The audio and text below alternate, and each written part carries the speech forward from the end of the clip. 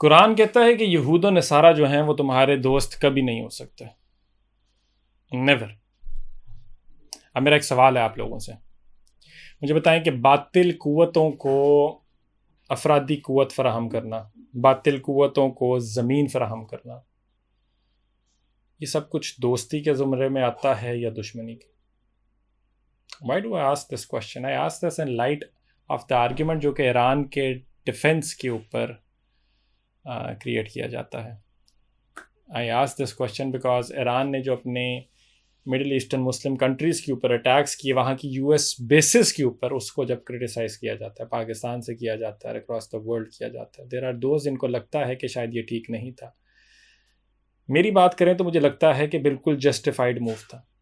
मेरी बात करें तो मुझे लगता है कि अगर ईरान ये सब ना करता, ये एक स्ट्रेटेजिक टैक्टिकल मूव ना अडॉप्ट करता, तो शायद आज ईरान होता ही ना। इकोनॉमिकली और पॉलिटिकली जो इस मूव के रिज़ल्ट के अंदर केओस क्रिएट हुआ है for the US and the people of US, वो बड़ा इंपॉर्टेंट है। मैं अपने आर्ग्यूमेंट को ना डिफेंड करने के लिए कुछ चीज़ें आप लोगों के साथ शेयर करूँगा। सबसे पहले तो ये कि मुझे बताएं कि कितने ट्रूप्स ऑन द ग्राउंड हैं यूएस के मिडिल ईस्ट के अंदर। आप you know the answer right, 30,000, 40,000, 50,000, कितनी बेसिस हैं? 18 और 20 के करीब बेसिस हैं। आपको क्या लगता है कि सिंबॉलिक प्रेजेंस है? नहीं सर, ये सिंबॉलिक प्रेजेंस नहीं है, ये फुल स्केल एक आपका ऑपरेशनल नेटवर्क होगा इन बेसिस के ऊपर। बूट्स ऑन द ग्राउंड की भी मैंने बात की कि 40-50,000 के करीब। सर 13,000 फौजी कुवैत के अंदर है, मुस्लिम मुल्क है जी आपका। 10,000 कतर के अंदर है, मुस्लिम मुल्क है आपका। 7,000 बहरीन में है, मुस्लिम मुल्क है आपका। 3500 यूएई के अंदर है। सऊदी अरेबिया में 2500 है। सर अंडरस्टैंड हमने करना है वही वाला एस्पेक्ट जो मैंने आगाज़ के अंदर कहा कि यहूद और नसारा जो हैं वो आपके दोस्त नहीं हो सकते, पीरियड। कुरान ने कहा। इसके अंदर मैं एक चीज़ और ऐड करता हूँ। मुनाफिकीन जो थे ना, वो रसूलुल्लाह सल्लल्लाहु अलैहि वसल्लम के पास आते थे और आगे कहते थे कि यार रसूलुल्लाह हम आपके दोस्त हैं। तो अल्लाह ने पता क्या कहा? अल्लाह ने कहा, ए हबीब ये सब झूठे हैं, ये आपके दोस्त नहीं हो सकते, ये आपके साथी नहीं। सो वो चीज़ को मैं रेप्लिकेट करता हूँ कि जो ये सारा कुछ हमारी मिडिल ईस्टर्न मुस्लिम कंट्रीज़, अरब ममालिक ने किया है यहूद और नसारा के लिए, वो सब दोस्ती के ज़ुमरे में आता है, दुश्मनी के नहीं आता। और अगर कोई उनका दोस्त है तो वो फिर आपका दोस्त कैसे हो सकता है? मतलब मैं जहाज़ गिफ्ट करना या अरबों डॉलर देना या रेड कारपेट्स के ऊपर बालों का लहरा के वेलकम करना ट्रम्प का, मैं उन चीज़ों की तो बात कर ही नहीं रहा। मैं तो एक डिमोनिक साइलेंस की बात कर रहा हूँ। 70,000 बच्चे मेरे शहीद हो गए फ़लस्तीन के अंदर, उसके बावजूद इन अरब ममालिक ने क्या किया? अब आप लोग कहेंगे कंडेम, आवाज़ उठाई। Sir is that really enough? Is that really enough? नहीं सर, इट्स नॉट इनफ। आप दिस इज़ नॉट इनफ ना। मैं आपको थोड़ा स्ट्रेटेजिक एस्पेक्ट इसका देता हूँ, अगर आपको मेरी बात समझने में थोड़ी सी दिक्कत हो रही है, मुश्किल आ रही है आपको। सर वो कहते हैं ये बेसिस जो है ना, जिस तरफ डिफेंसिव नहीं है, बट इनका मल्टीपर्पज़ वॉर इंफ्रास्ट्रक्चर है। एयर ऑपरेशंस की जब आप बात करते हैं इन बेसिस से, drone attacks, bomber launches, surveillance flights यहाँ से कंडक्ट होती हैं। इंटेलिजेंस और सर्वेलेंस की जब आप लोग बात करते हैं ना, तो सिग्नल्स इंटेलिजेंस जाती है, सैटेलाइट कोऑर्डिनेशन जाती है और रियल टाइम ट्रैकिंग जाती है यहीं से। नेवल कंट्रोल की जब आप बात करते हैं, पर्शियन गल्फ मॉनिटरिंग सर यहाँ से हो रही है। एयरक्राफ्ट कैरियर्स की कोऑर्डिनेशन बहरीन के जरिए सर देख लें आप। रैपिड स्ट्राइक कैपेबिलिटी है सर, मिसाइल्स हो गए, ऑप्स हो गए, क्विक डिप्लॉयमेंट, सब कुछ यहाँ पे। सर बेसिस चाय पीने के लिए तो बनाई नहीं उन लोगों ने, आपने उनको जगह दिया, आपने ठिकाना दिया, आप उनके पिट्ठू बने हुए हैं। तो फिर जब ये सारा मामला चलता है और आप आके मुझे कहते हैं कि नहीं जी नहीं, हम तो मुस्लिम ममालिक हैं। सर ये कैसे मुस्लिम ममालिक हैं? ये कैसा इस्लाम है?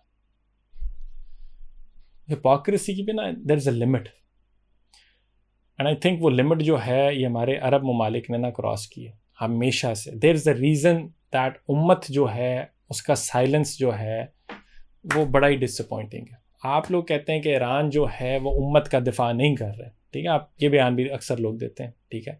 अगर ईरान उम्मत का दिफा नहीं कर रहा क्योंकि शायद वो आपका अकीदा उनसे नहीं मिलता, तो सर फ़लस्तीन वाले तो आपके हम अकीदा थे ना, ऐसा ही है। उनके लिए आप लोगों की खामोशी क्यों थी? अगर आपका यही आर्ग्यूमेंट है, इतना बिलो और घिसा पटा आप लोगों का आर्ग्यूमेंट, इसमें ना एक चीज़ और भी है। वो पता है क्या, वो अक्सर लोग कह रहे हैं कि जी आप प्रूफ दें कि यहाँ से इन बेसिस से ईरान के ऊपर हमले हुए। मतलब इतनी वो स्टूपिड और लॉजिकल आर्ग्यूमेंट है कि मेरी समझ से बाहर है। सर कोवर्ट वॉरफेयर का नहीं सुना आप लोगों ने? क्या वो आपको लिख के यूएस सेंट्रल कमांड से कोई प्रेस रिलीज जारी होगी और आपको बताएगी कि नहीं जी हमने ईरान के ऊपर यहाँ से बॉम्ब मारा? कासिम सुलेमानी की शहादत भूल गई आप लोगों को? इतनी जल्दी भूल गई? आपकी इतनी शॉर्ट टर्म मेमोरी आप लोगों की? सर मॉडर्न वॉरफेयर जो है ना वो प्लॉजिबल डिनाइबिलिटी के ऊपर चलती है, सादी सी बात है। और यही उसका इस्तेमाल जो है वो यहाँ से अमेरिका करता है, ख़ास करके जब आप यूएस इसराइल की ऑप्स की बात करते हैं। इसमें क्या क्या वही वाली चीज़ें जो बेसिस से हो सकती हैं, बेसिस की फंक्शनैलिटी के अंदर ना, ड्रोन अटैक्स हो गए, साइबर ऑप्स हो गए, कोवर्ट मिशन हो गए। सर एट्रीब्यूशन रेयरली होती है मॉडर्न वॉरफेयर के अंदर, तो इस्तेमाल तो हो रहे हैं, जोग्राफी भी है तो मिलिट्री का लॉजिक भी है। अगर उन पर हमले हो रहे हैं तो सर अंटार्कटिका से तो कोई करेगा नहीं, ट्रजेक्ट्री भी मैटर करती है, क्लोज प्रॉक्सिमिटी भी मैटर करती है। यहीं से होने, इन्हीं बेसिस से होने, और कहाँ से होने हैं? मतलब ये क्या आर्ग्यूमेंट है? आप अमेरिका की हिस्ट्री तो उठा के देखें, वो क्या करते हैं सर, झूठ बोलते हैं वो लोग। इराक आपको भूल गए? WMDs किधर है, मुझे को बता दे जरा फिर आप।